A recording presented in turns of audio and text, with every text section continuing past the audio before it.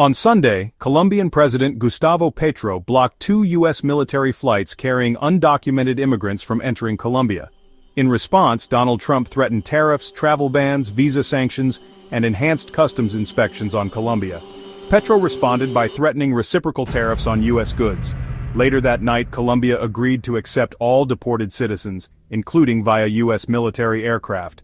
The U.S. agreed to lift sanctions and visa restrictions contingent on Colombia's compliance. Donald Trump demanded the unrestricted acceptance of all deported Colombians, including via U.S. military aircraft.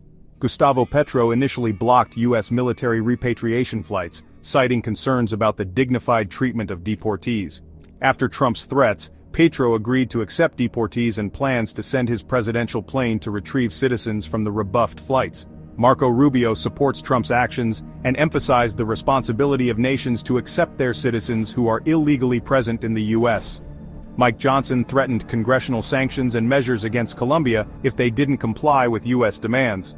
Luis Gilberto Murillo Urrutia confirmed Colombia's agreement to accept repatriates with dignity and announced upcoming high-level diplomatic talks with the U.S.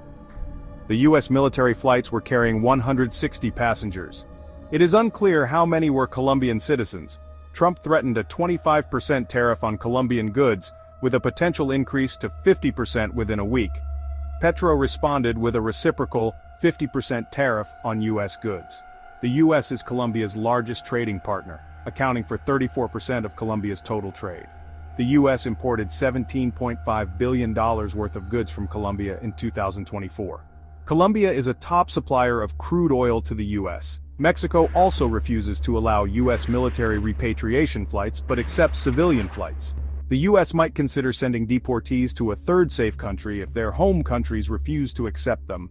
Colombia will accept deported citizens on U.S. military aircraft. Petro will send his presidential plane to retrieve citizens from the initial flights.